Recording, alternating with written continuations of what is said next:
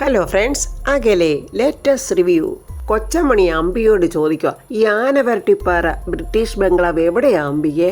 മൂന്നാറിലാണോ? അല്ല മുണ്ടയ്ക്കലമ്മേ, അതെവിടെയാകണമെന്നാ മുണ്ടയ്ക്കലമ്മയുടെ ആഗ്രഹം. ഞാൻ ചോദിച്ചത് എന്താന്നോ, ആ പേര് കേൾക്കുമ്പം തന്നെ കാട്ടുമൃഗങ്ങളുടെ അലർച്ചയാണ് ചെവിയില്. അയ്യോ, അത് കൊടുങ്കാടായിരിക്കും. അപ്പോൾ ഇവരെ ഒറ്റയ്ക്ക് വിടുന്നത് ശരിയല്ല. ഹൃദയ മോളെ, ഒരു സഹായത്തിന് ഞാനും കൂടെ വരാം. വേണുവേട്ടനാണെങ്കിൽ അത്രയും നേരം ചിരി അടക്കി പിടിച്ചിരിക്കുക, എന്നിട്ട് അങ്ങ് പൊട്ടിച്ചിരിച്ചിട്ട് പറയാം, ഈ കാള വാല് പൊക്കാൻ തുടങ്ങിയപ്പോഴേ അതെങ്ങോട്ടാണെന്ന് ഞങ്ങൾക്ക് മനസ്സിലായി. ഒരു വാത്സല്യ മാതാവ് കുഞ്ഞുമക്കളോടൊപ്പം പോകണമെന്ന്. രാജുവും ഹൃദയം ഇങ്ക് കുറുക്കി കുടിക്കുന്ന ചെറിയ കുഞ്ഞുങ്ങളല്ലേ അവര്. അയ്യോ, കളിയാക്കാതച്ചാ. എന്റെ കുട്ടികൾക്ക് ഒരാപത്ത് വരരുത്, അത് മാത്രമേ ഞാൻ ഉദ്ദേശിച്ചുള്ളൂ. അംബിക മനസ്സിൽ പറയാം, എന്റെ തള്ളേ, നിങ്ങളും കൂടെ പോയാൽ നിങ്ങളും അങ്ങ് ഇല്ലാതാവും. ഇവര് രണ്ടുപേരും പോകുന്നതേ ഒരു ദുർമരണത്തിലേക്കാ. ഒരിക്കലും തിരിച്ചു വരാത്ത ഒരു യാത്ര. വേണുവേട്ടനും കൊച്ചമ്മണിയോട് പറയാം, അവരൊന്ന് സമാധാനപരമായിട്ടൊന്ന് പോയിട്ട് വന്നോട്ടെ. എന്റെ മരുമകന്റെ അമ്മേ, നിങ്ങൾ കയറി ഇടങ്ങേറുണ്ടാക്കല്ലേ. അപ്പോൾ പ്രിയ അങ്ങോട്ട് വരുമ്പോ രാധമ്മ ചോദിക്കുന്നു, മോളെ റൂമൊക്കെ ക്ലീൻ ആക്കിയോ? ആ ക്ലീൻ ആക്കിയമ്മേ. അംബിക പറയുക, ഞാൻ എന്നാലൊന്ന് ഫ്രഷ് ആയിട്ട് വരട്ടെ. അയ്യോ, കാറിന്ന് എന്റെ പെട്ടിയൊന്നും എടുത്തില്ലല്ലോ. അതിനെന്താ മേഡം, ഞാൻ എടുത്തോണ്ട് വരാമല്ലോ എന്നും പറഞ്ഞ് രാജു പോയി ആ പെട്ടി എടുത്തോണ്ടൊന്ന് കൊടുക്കുന്നുണ്ട്. പ്രിയ ആകെ ഒരു അങ്കലാപ്പിലാണ് നിൽക്കുന്നത്. അംബിക ചോദിക്കുക, എന്താ പ്രിയക്കൊരു ടെൻഷൻ പോലെ? ഞാനിവിടെ നിങ്ങളോടൊപ്പം താമസിക്കാൻ വന്നത് പ്രിയക്ക് ഇഷ്ടമായില്ലേ? അയ്യോ, അതൊന്നും കൊണ്ടല്ല, ഞങ്ങളുടെ ഒരു ചെറിയ വീടല്ലേ, വലിയ ബംഗ്ലാവൊന്നും അല്ലല്ലോ. അയ്യോ, അതാണോ പ്രിയേ? ഒരുമയുണ്ടെങ്കിൽ ഒലക്കപ്പുറത്തും കിടക്കാവുന്ന ആ പുരാണം. അംബിക അങ്ങനെ പറഞ്ഞു കഴിഞ്ഞപ്പോൾ പെട്ടെന്ന് പ്രിയ അംബികയുടെ പെട്ടിയെടുത്തോണ്ട് വിളിച്ചോണ്ട് പോകുന്നുണ്ട് അംബികയെ. പ്രിയ അങ്ങനെ അംബികയെ അവരുടെ റൂമിലോട്ട് കൊണ്ടുവന്നിട്ട് കതകിനങ്ങ് കുറ്റിയിട്ട് അംബിക ഒരു ഞെട്ടലോടെ, എന്താ പ്രിയേ? അപ്പോൾ രണ്ട് കൈയും എടുത്ത് തൊഴുത് വിറച്ചോണ്ട് ജയൻ അവിടെ നിൽക്കുവാണ്. ജയൻ എളുപ്പം വന്ന് അംബിയുടെ കാലിൽ വീണിട്ട് പറയുന്നു, മാപ്പാക്കണം, ഞാൻ ഒളിവിലാണ്. എന്താ ജയെ കാണിക്കുന്നത്? എഴുന്നേക്ക്. ഞാൻ എഴുന്നേക്കത്തില്ല, മേഡം എന്നെ രക്ഷിക്കണം. മേഡം, ആനന്ദം പിള്ള കാരണം ഞാനും ഇപ്പൊ പോലീസിന്റെ നിരീക്ഷണത്തിലാ. പോലീസുകാരുടെ കയ്യിലെങ്ങാനും എന്നെ കിട്ടിയാൽ പൊറോട്ട അടിക്കുന്ന പോലെ അടിച്ച് പരത്തും അവരെന്നെ. അല്ലെങ്കിലും ആര് കണ്ടാലും ഒരെണ്ണം തരാനുള്ള മുഖഭാവമാണല്ലോ എനിക്ക്. അതുകൊണ്ട് മേഡം, എന്നെ ഈ ഒളിവിൽ കഴിയാൻ മേഡം സഹായിക്കണം. അത് മാത്രമല്ല, പോലീസുകാരിൽ നിന്ന് എന്നെ രക്ഷിക്കുകയും വേണം. വക്രബുദ്ധിയും കുരുട്ടുബുദ്ധിയായ അംബിക മനസ്സിൽ വിചാരിക്കും, ഇവൻ എൻ്റെ ഒരു ചാവേറ, ഏതായാലും വിടണ്ട, ഇവനെ കൊണ്ട് എനിക്ക് ആവശ്യം ഉണ്ടാവും. അതിനെന്താ ജയൻ ഈ റൂമിനകത്ത് ഒളിവിൽ താമസിച്ചോ? അത് മാത്രമല്ല, ഇത് നിങ്ങളുടെ ബെഡ്റൂം അല്ലേ? നിങ്ങളുടെ ബെഡ്റൂം ഞാൻ കയ്യേറുന്നത് ശരിയല്ലല്ലോ. അപ്പോൾ പ്രിയയുടെ ടെൻഷൻ ഇതായിരുന്നല്ലേ? ഇത് എന്നോട് പ്രിയ രഹസ്യമായിട്ട് പറഞ്ഞാൽ പോരായിരുന്നോ? എനിക്കിവിടെ ഒരു ചെറിയ മുറി മതി. ജയൻ എന്തായാലും സ്വസ്ഥതയായിട്ടിരുന്നു. മേഡം, പിന്നെ ഒരു കാര്യം, ഞാൻ ഒളിവിലാണെന്നുള്ള കാര്യം ഇവിടെ മറ്റുള്ളവരാരും അറിയരുത്, പ്രത്യേകിച്ച് എൻ്റെ അമ്മയാ കൊച്ചമ്മണി. എൻ്റെ അമ്മയെന്ന് പറഞ്ഞ കൊച്ചമണി ഉണ്ടല്ലോ, പോത്തിന്റെ പുറത്ത് നടക്കുന്ന യമകാലത്തിയാണ്.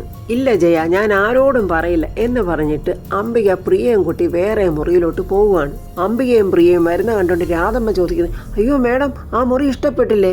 ഉടനെ പ്രിയ പറയാ, അത്രയും വലിയ മുറി മേഡത്തിന് വേണ്ടാന്ന്. ഇതിലെന്തോ പന്തികേടുണ്ടല്ലോ എന്ന് കരുതി രാജുവും ഹൃദയം ഇങ്ങനെ നോക്കുന്നുണ്ട്. ഉടനെ അംബിക പറയാ, ഞാനിവിടെ സുഖവാസത്തിനൊന്നും വന്നതല്ലല്ലോ രാധമ്മേ, എനിക്ക് നിങ്ങളോടൊപ്പം സ്വസ്ഥതയും സമാധാനത്തോടെ കുറച്ച് ദിവസം ഇവിടെ താമസിക്കണം. എനിക്ക് ഇവിടുത്തെ ഏതെങ്കിലും ഒരു ചെറിയ മുറി മതി. ആർഭാടങ്ങളും ആഘോഷങ്ങളും ഒക്കെ മടുത്തു. പെട്ടെന്ന് കൊച്ചമ്മണി മനസ്സിൽ പറയാം, ഈറ്റപ്പുലി ഇപ്പൊ ചക്കിപ്പൂച്ചയായോ? രാജു ഹൃതിയുടെ ചെവിയിൽ പതുക്കെ പറയുന്നുണ്ട്, ഇവർക്ക് എന്തൊക്കെയോ മാറ്റമുണ്ടല്ലോ. അതെ, അത് ഈ കടുവയുടെ പുതിയ അടവാ രാജു. അയ്യോ അംബിക ആകെ അങ്ങ് ആള് മാറിപ്പോയല്ലോ. അതെന്ത് ചെയ്യാനാ, ജീവിതാനുഭവങ്ങൾ ഒരുപാട് എന്നെ പഠിപ്പിച്ചുമുണ്ടക്കലമ്മേ. ഇനി അവരോരാ പാഠങ്ങൾ ഉൾക്കൊണ്ട് മാറിയേ പറ്റൂ. ഹൃദയക്കറിയാലോ, ആട്ടുംതോലണിഞ്ഞ ചെന്നായാണ് ഈ അംബികയ്ക്കെന്ന്. ഇവരുടെ പെരുമാറ്റത്തിൽ എന്തോ പ്രശ്നമുണ്ട്. എന്താണെന്ന് അത് കണ്ടുപിടിച്ചേ പറ്റൂ. ഉടനെ രാധമ്മ പറയാം, മേഡം വാ, ചെറിയ മുറി ഞാൻ കാണിച്ചു തരാമല്ലോ. അങ്ങനെ അംബികയെ വിളിച്ചോണ്ട് രാധമ്മ പോവാണ്. എനിക്ക് ഈ മുറി മതി രാധമ്മേ. അയ്യോ, ഇത് സൗകര്യം തീരെ കുറവാ. അതൊന്നും കുഴപ്പമില്ല, എനിക്കിത് ധാരാളം മതി. ജീവിതം തന്നെ ആകെ മറിഞ്ഞില്ലേ രാധമ്മേ? അപ്പോൾ അതിൻ്റെതായ ഒരു മാറ്റം ഉണ്ടായേ പറ്റൂ. ഞാൻ ആരാണെന്ന് ഞാൻ തന്നെ ഒന്ന് ചിന്തിക്കട്ടെ. അങ്ങനെ ചിന്തിച്ചപ്പോൾ എല്ലാത്തിനും ഒരു പരിഹാരം ഉണ്ടാവും. ഏതായാലും ഞാൻ ഈ വേഷമൊക്കെ ഒന്ന് മാറട്ടെ. രാധമ്മ അങ്ങോട്ട് ചെല്ലും. ഋതിക ഇതൊക്കെ അവിടെ മാറി നിന്ന് കാണുന്നുണ്ട്. ഋതിക അങ്ങോട്ട് വന്നിട്ട് അംബികയോട് ചോദിക്കും, അല്ല, നിങ്ങളുടെ സംസാരത്തിലൊക്കെ ഒരു സോഫ്റ്റ്നെസ് ഉണ്ടല്ലോ, എന്താ ഇതിൻ്റെയൊക്കെ കാരണം? അപ്പോഴതൊക്കെ നീ ശ്രദ്ധിച്ചായിരുന്നോ? പിന്നെ അതൊക്കെ ഞാൻ നിങ്ങളെ ശ്രദ്ധിക്കാതിരിക്കുവോ? അതുകൊണ്ട് തന്നെയാ ചോദിച്ചത്, എന്താണ് നിങ്ങളുടെ പ്ലാൻ എന്ന്.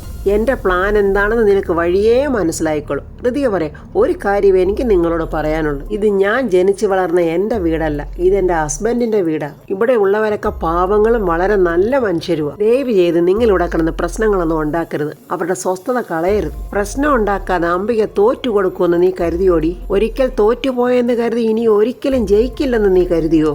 ഓടിയെത്താൻ അംബിക തീരുമാനിച്ചിട്ടുണ്ടെങ്കിൽ മുന്നിൽ ആരാണെന്നോ പിന്നിൽ ആരാണെന്നോ ഒന്നും അംബിക നോക്കില്ല.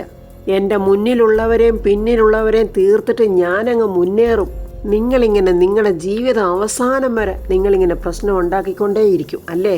നിങ്ങളുടെ ക്യാരക്ടർ അതാ. പക്ഷെ അത് ഈ വീട്ടിൽ വെച്ചാകരുതെന്നേ ഞാൻ നിങ്ങളോട് അപേക്ഷിച്ചത്. ആഹാ, നീ അപേക്ഷിച്ചതായിരുന്നോ? എന്നാ നീ കേട്ടോ, അംബിക വർമ്മ ഇങ്ങോട്ട് വന്നതേ രണ്ടും കൽപ്പിച്ചു തന്നെയാ. എന്റെയും എൻ്റെ മകന്റെയും ജീവിതം തൊലച്ച നീ ഒരൊറ്റ ഒരുത്തിയാ. എനിക്ക് അർഹതപ്പെട്ട എൻ്റെ വീട്ടിൽ നിന്ന് എനിക്കൊരു സ്വാതന്ത്ര്യമില്ലാതെ ഇറങ്ങേണ്ടി വന്നു. എടി, ഞാൻ ആ വീട്ടിലൊരു അന്യയായി. എൻ്റെ ആങ്ങളയ്ക്ക് വരെ ആ ചിന്താഗതി ഉണ്ടായി. കൊട്ടാരങ്ങളിൽ മാറി മാറി താമസിച്ച് എന്നെ ഈ ചെറ്റക്കുടിലോട്ട് കൊണ്ടുവന്ന നീ ഒറ്റ ഒരുത്തിയാടി. നിനക്കിതിനുള്ള ഒരു ശിക്ഷ ഞാൻ തന്നില്ലെങ്കിൽ പിന്നെ എന്തിനാടി എനിക്ക് ഇങ്ങനൊരു സ്ത്രീ ജന്മം?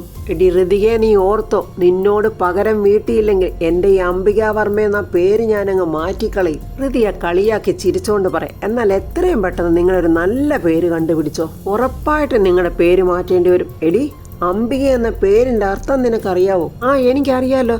സാക്ഷാൽ സരസ്വതി ദേവിയുടെ പേരെടുത്ത് മനുഷ്യർ ചിലപ്പോൾ പിശാചുക്കൾക്ക് വിടാറുണ്ടല്ലോ. എടീന്നും പറഞ്ഞ് അംബിക ഋതികയുടെ നേരെ കഴിഞ്ഞുകൊണ്ടുമ്പോൾ ഋതിക കൈ പിടിച്ചങ്ങ് ചരിച്ചിട്ട്, ദാണ്ടേ ഇവിടെ കിടന്ന് അലറരുത് കേട്ടോ, അതിന്റെ നാണക്കേട് പിന്നെ നിങ്ങൾക്ക് തന്നെയാ.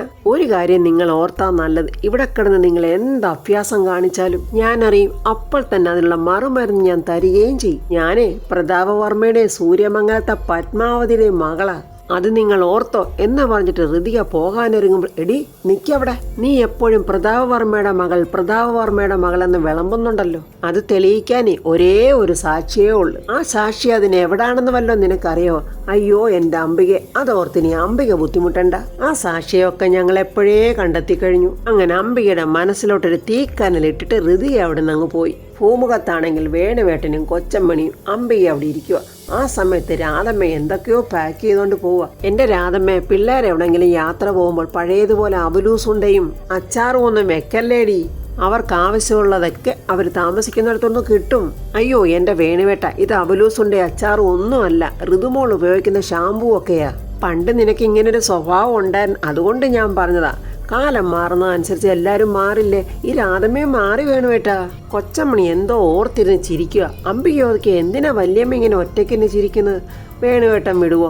അവർക്ക് ഗുളിക കഴിക്കേണ്ട സമയമായി. കൊച്ചമ്മയുടെ തള്ളു തുടങ്ങി. അങ്ങ് ഹൈദരാബാദിലും മൈസൂറിലും ഒക്കെ ഞാൻ സർവീസിന് പോകുമ്പോൾ, സർവീസ് എന്ന് പറയുന്ന ആ സ്വീപ്പർ സർവീസ് അല്ലേ? അത് തന്നെ. ഞാൻ എന്തെങ്കിലും കഴിച്ചോട്ടെന്ന് കരുതി അങ്ങേര് പലഹാരം ഉണ്ടാക്കി വെക്കും. അയ്യോ, അതാരാ? എൻ്റെ ചേട്ടൻ വാരിജാഷം പിള്ള, മൈ ഹസ്ബൻഡ്. ഒരിക്കൽ അയാൾ ഉണ്ടാക്കി വെച്ചത് എന്താണെന്നോ? ഗുണ്ടുബോണ്ട. ഒത്ത കൊമ്പനാനയുടെ ആനപ്പിണ്ടം പോലെ ഒരെണ്ണം. ഓരോ ബോണ്ടയുടെ നടുവിലൊരു വടിയുണ്ട് കുത്തിയെടുത്ത് തിന്നാൻ. അത് എളുപ്പത്തിൽ തിന്നാനുള്ള ഒരു ഉടായ്പ പണിയാ. പുതുമാൻപേട്ടയിൽ വെച്ച് എന്നെ പോലീസ് പിടിച്ചു. എന്റെ പെട്ടി പരിശോധിച്ചപ്പോഴേ അതിൽ ബോംബ് കണ്ടെത്തി. ചൂരലുകൊണ്ട് അങ്ങനെ കുറെ അടിയും കിട്ടി. ഞാൻ കരഞ്ഞോണ്ട് പറഞ്ഞു, അയ്യോ അത് ബോംബല്ല, ഗുണ്ടുബോണ്ടയാണ്. അങ്ങനെയാണ് തമിഴ്നാട്ടിൽ ഇപ്പോൾ ബോണ്ടയ്ക്ക് ഗുണ്ടു ബോണ്ട എന്ന പേര് വന്നത്. കെട്ടുകഥയാ പറയുന്നതെങ്കിലും കേൾക്കാൻ നല്ല രസമുണ്ട്. അവർ പറഞ്ഞു ചിരിക്കുക. എൻ്റെ പൊന്നു രാധമ്മേ, കൊച്ചുങ്ങളുടെ പെട്ടിയിലൊന്നും പലഹാരം ഉണ്ടാക്കി വെക്കല്ലേ. രാധമ്മയ്ക്കൊരു കൊട്ട് കൊടുക്കണമല്ലോ എന്ന് കരുതി പെട്ടെന്ന് കൊച്ചമണി പറയാം, പ്രത്യേകിച്ച് ഉണ്ണിയപ്പമൊന്നും വെക്കല്ലേ. ഒരു ഉണ്ണിയപ്പത്തിൻ്റെ പ്രശ്നം എന്നാണ്ട് ഇപ്പോഴും നടന്നുകൊണ്ടിരിക്കുക.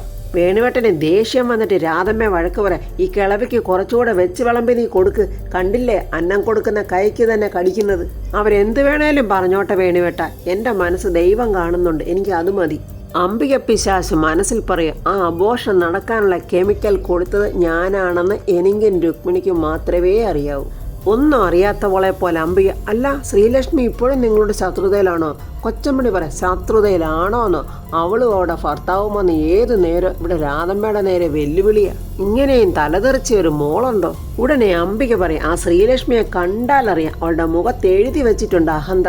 ഇങ്ങനത്തെ മക്കളുണ്ടായാൽ മാതാപിതാക്കൾ കെട്ടിത്തൂങ്ങി ചാകേണ്ടി വരും. എന്തായാലും അംബികയുടെ അഹങ്കാരത്തിനൊന്ന് കൊടുത്തേ പറ്റൂ എന്ന് വിചാരിച്ചിട്ട് തന്റെ വേലുവട്ടം പറയാം, ശരിയാ, ഞാൻ പലപ്പോഴും വിചാരിച്ചിട്ടുണ്ട് ഈ ദീപക്ക് നാട്ടിലൊക്കെ നടന്ന് ഇത്രയും ഗർഭ കേസുകളൊക്കെ ഉണ്ടാക്കിയിട്ടും ഈ അംബിക മേഡം എന്താ കെട്ടിത്തൂങ്ങി ചാകാത്തതെന്ന്. അംബികയുടെ മൂക്കടങ്ക ഒരടി കിട്ടിയ പോലെ ആയിപ്പോയി. കൊച്ചമ്മണി ഇരുന്നുണ്ട് മനസ്സിൽ പറയാം, ഈർക്കില് കൊടുത്തിട്ട് ഇരുമ്പ് വടിക്ക് അടി മേടിച്ച്. അപ്പോഴങ്ങോട്ടൊരു പോലീസ് വരുന്നു. കൊച്ചമ്മണി, അയ്യോ താണ്ട പോലീസ് വരുന്നു. അംബിക പെട്ടെന്ന് അകത്തോട്ട് പോകാനൊരുങ്ങുമ്പോ കൊച്ചമ്മണി കൈക്ക് പിടിച്ചവിടെ നിർത്തിയിട്ട്, പോലീസുകാരെ കണ്ടപ്പോ അംബിക എന്തിനാ അകത്തോട്ട് പോകാനൊരുങ്ങുന്നേ? ഇവിടെ നിൽക്കി. അയ്യോ അത് എനിക്ക് പരിചയമുള്ള പോലീസാ, ഞാൻ എന്താ ഇവിടെ നിന്ന് അവര് ചോദിക്കും എന്നും പറഞ്ഞ് പെട്ടെന്ന് അംബിക അകത്തോട്ടങ്ങ് പോയി. രാജുവും ഋതിക അങ്ങോട്ട് വരുന്നുണ്ട്. എന്താച്ചാ താണ്ട ജയനെ തിരക്കി വന്നതാ മോനെ? എന്താ സാറേ, ഞാൻ ആ ജയനെ അന്വേഷിച്ച് വന്നതാ. സാറേ, ജയനന്റെ അളിയനാ, താമസമൊക്കെ ഇവിടെ, പക്ഷെ അയാൾ ഇവിടെ ഇപ്പൊ ഇല്ല. പ്രിയ ഓടി വന്ന് ജയനോട് പറഞ്ഞു, ജയേട്ടാ പോലീസ്, നീ ഒരു കാര്യം ചെയ്യ്, ആ കാശൊക്കെ എടുത്ത് പെട്ടെന്ന് എങ്ങോട്ടെങ്കിലും മാറ്റുവേ. എന്നെ അവന്മാർ പിടിച്ചാൽ ഒരു ചില്ലി കാശ് പോലും അവന്മാർക്ക് കിട്ടരുത്. എന്തായാലും ഞാൻ ഇതിനകത്ത് വലിഞ്ഞു കയറിയതുകൊണ്ട് നീന്താനൊക്കെ പഠിച്ച്, കായലിലും കടലിൽ വീണാലും ഞാൻ നീന്തി രക്ഷപ്പെടും. സാറേ, ഇലക്ഷൻ കഴിഞ്ഞതിന് ശേഷം അളിയൻ ഇവിടെ വന്നിട്ടില്ല. അതെ, അവൻ മുങ്ങി നടക്കുക. അവൻ ഇവിടെ വന്നാൽ സ്റ്റേഷനിൽ വന്ന് സറണ്ടർ ആയിക്കണം പറയണം. ഇല്ലെങ്കിൽ അവനെ ഞങ്ങളുടെ കൈ കിട്ടിയാലേ ആ വൈരാഗ്യം കൂടെ ഞങ്ങൾ അങ്ങ് തീർക്കും, പറഞ്ഞേക്കാം എന്ന് പറഞ്ഞിട്ട് പോലീസ് അങ്ങ് പോയി. എന്താ മോനെ പ്രശ്നം? അതെ, തെരഞ്ഞെടുപ്പ് അട്ടിമറി നടത്താനേ അനന്തംപിള്ള പണം ഒഴുക്കുമായിരുന്നമ്മേ. ആ കാശൊക്കെ കൊണ്ടു നടന്ന് വിതരണം ചെയ്തത് അളിയനും ആ പൊടിയാടിയും കൂടെ ചേർന്ന. എന്തായാലും പൊടിയാടി അകത്തായി, ഇനി അളിയനെയും കൂടെ അവർക്ക് കിട്ടണം. ഒച്ചമണി ഉടനെ പറയാം, അനന്തംപിള്ള വിതരണം ചെയ്യാൻ കൊടുത്ത പൈസ എന്റെ മോനും മരുമോളും കൂടെ എവിടേക്കോ താഴ്ത്തി വെച്ചിട്ടുണ്ട്. അംബികയെ പോലീസ് പോയി ഇങ്ങ് പോരെ. അല്ല രാജു, ഇവരെന്തിനാ മുങ്ങിയത്? അതെ, ദീപക്കിന് വേണ്ടി ഇവരും കാശ് ഒഴുക്കിയിട്ടുണ്ടെന്നാ പോലീസ് പറഞ്ഞത്. അംബിക അങ്ങോട്ട് വന്നിട്ട് പറയാം, ആരെയാ സംശയിക്കാൻ പറ്റാത്ത? മകൻ ഇലക്ഷന് നിന്നു എന്നുള്ളത് ശരി, പക്ഷെ ഞാൻ പ്രവർത്തിച്ചത് മുഴുവൻ എന്റെ ആങ്ങളയ്ക്ക് വേണ്ടിയായിരുന്നു. അംബികയുടെ ആ കള്ളത്തരം കേട്ട് അവരെല്ലാരും പരസ്പരം നോക്കി ചിരി വരുന്നുണ്ട്. പിന്നെ ഏത് പോലീസാ എന്നെ സംശയിക്കുന്നത്? കട്ടാൽ നിൽക്കാൻ പഠിച്ചവരാണ് ശരിയായ കള്ളന്മാര്. കൊച്ചമ്മണി പറയുക. അംബിക വീടിന്റെ പുറത്തിറങ്ങി ആരും കാണാതെ ആർക്കോ ഫോൺ ചെയ്യാനായിട്ട് ഇങ്ങനെ ഫോൺ എടുക്കുകയും ഋതിക വന്ന് മുന്നിൽ അങ്ങ് നിന്നു. ഋതിക അംബയോട് ചോദിക്കുക, എനിക്ക് നിങ്ങളോടൊരു കാര്യം ചോദിക്കാനുണ്ട്. എടി, ഈ വീട്ടിലോട്ട് ഞാൻ കയറി വന്നപ്പോഴേ എനിക്കറിയാം ഇതെന്റെ ആജന്മ ശത്രുവിന്റെ വീടാണ്.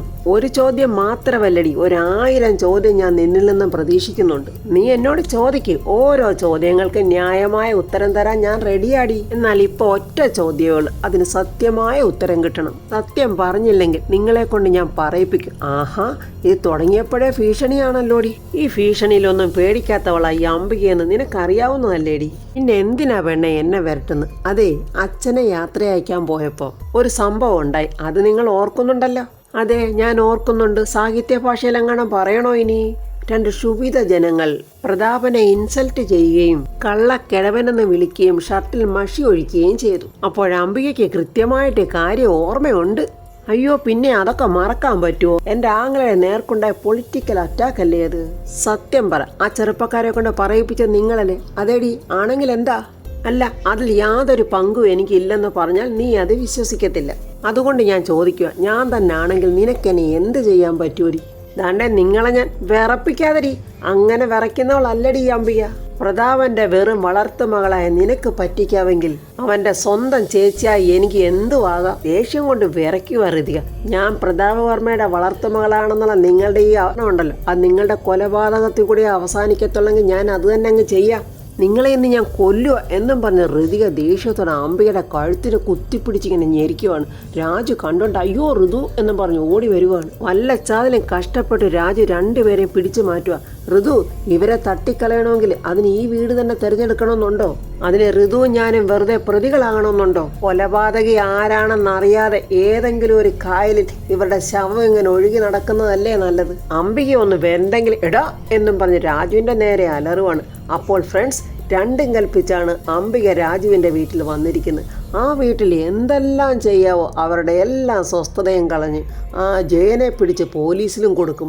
സഖി കേട്ട് ആ വീട്ടുകാരിനി എന്ത് ചെയ്യുമെന്നറിയില്ല. ഋതികയും രാജുവും പ്രതാപനും ശേഖരനും അംബികയൊക്കെ തിരിച്ചു വരുമ്പോഴേക്കും അംബികയുടെ അവസ്ഥ എന്തായിരിക്കും? കൊച്ചമ്മണി തന്നെ ഒരു പക്ഷേ അംബികയെ തീർക്കുമോ എന്നുള്ളതൊക്കെ നമുക്ക് അടുത്ത റിവ്യൂവിൽ കാണാം.